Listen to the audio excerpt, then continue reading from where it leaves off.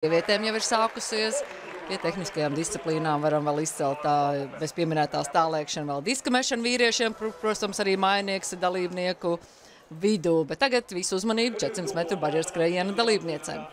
Jā, ar 400 metru barjeroto distances sacensību programma skrējceļā sākas, un tā arī noslēgsies ar vīriešu 400 metru barjeroto skrējienu Sara Kalī no Austrālijas pa 8. celiņu, bet šajā skrējienā pa blakus celiņiem būs divas šīs disciplīnas leģendas – Femke Bola un Dalila Muhamada. 2. un 3. ātrākās skrējēji šīs disciplīnas vēsturē. Lūk, arī Femke Bola, viņai 3. starts šajā sezonā, uzvarēja viņa savā 1. startā Dimanta līgas posmā, un arī nesen Hengelo kļuva par uzvarētāju. Jā, tās gan nav Dimanta līgas. Tā gan nav Dimanta līga, jā. Un Dalila Muhameda, Rio olimpiskā čempiona, pasaules eksrekordiste, pēc 13 gadu pārtraukuma atgriežas tieši šajās sacensībās Stokholmā. Jā, no abas sportisti ir skrējuši personiskie rekordi izcili. Jau pieminējām arī Femkei piedara šo sacensību rekords, kas ir 52-27. Nu, redzam, ka 4. celiņā startēs Lorenzo no Itālijas, kas pasaules čempionātā ir skrējis finālā. Un jaunā, talantīgā zviedru barjeras skrējēja Mo Granata Eiropas U20 čempionātā pirms 2 gadiem izcīnīja pirmo vietu U23 čempionātas atvainojos. Un šos norvēģieti jau mēs redzējām arī Oslo posmā, Amālija Jule. Tad Eiropas čempionātā viņai pērn 5. vieta. Un vēl viena sportiste Elēna Keleti no Vācijas būs 1. celiņā.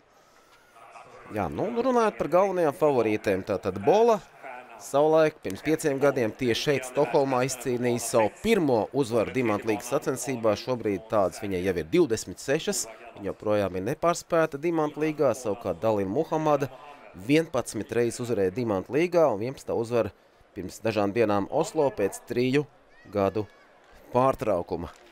Un vēl atzīmēsim, ka Bola šajā sezonā ir nedaudz mainījusi savu skrējienu tehniku. Viņa ir skrējienu pirmo daļu veids ātrāk nekā ierasts.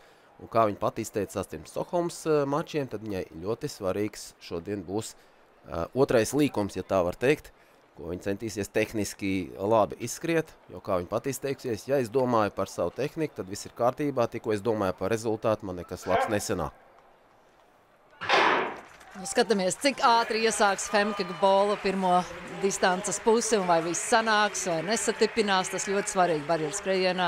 Tātad šie soļu, ja uzskriet virsū barjerai vai pārskriet pāri barjerai, nesatipinot vai nestiepjot soli. Pagaidām viņi to izdara veiksmīgi, arī 5. barjeru veiksmīgi pārvar. Un visticamāk tagad viņa maina arī kāju ar vienu soli vairāk skrien starp barjerām. Un jā, ļoti veiksmīgi pārvarēja, likās nedaudz tāda saminstināšanās, bet nedaudz. Bet pat tās redzam, tur Dalila Muhameda ļoti laba kompānija Femkei Bolai sastāda. 8. barjeru viņas reizē pārvar. Nu, jau finiša taisne. Abas favorītas blakām. No Vola sāk kāpināt tiem finiša taisnē. Jā, Femke barjera, jā. Un 9. 10. barjeras ātrums lielāks un arī uzvar ar jaunu sacensību rekordu. 52,12 sekundes. Tas ir arī Femkes Bolas ātrākais skrējiens šajā sezonā. Un ļoti laba cīņa. Pirmos 300 metrus pat nedaudz vairāk vēl turējās Muhamada līdzās. Nu, pašās beigās gan neapstrīdams pārākums Femkei Bolai un Dimanta līgā 5 gadu laikā viņa joprojām nepārspēja. Jā, tieši vai teikt, kārtējā uzvara. Arī sezonas labākais Muhamedai, kuru jau paziņojas, ka šī ir viņas karjeras pēdējā sezona un visu cieņu, ka viņa spēja vēl šajā sezonā skriet jau ātrāk par 53 sekundēm. Nu, viņas lielākais izaicinājums varētu būt centieni iekļūt ASV izlases sastāvā startām pasaules čempionātā, jo tur konkurence ļoti spēcīga. Bet Muhamada parāda, ka šobrīd viņa ir labā līmenī. Uzvara Oslo, 2. vieta Stokholmā. Kā jau teicu, jebkurā gadījumā tas 3. labākais rezultāts pasaulē. Gan tas, kas bija līdz šim, gan arī tas, ko, protams, viņi sasniedz šodien.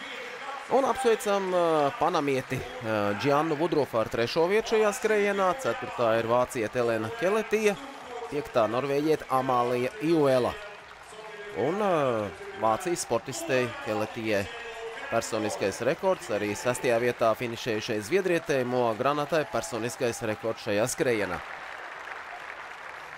Nu, ko lieliski, pirmā disciplīna skrējceļā sākusies ar sacensību rekordu un jādomā, ka tādu šovakar mēs vēl redzēsim gana daudz.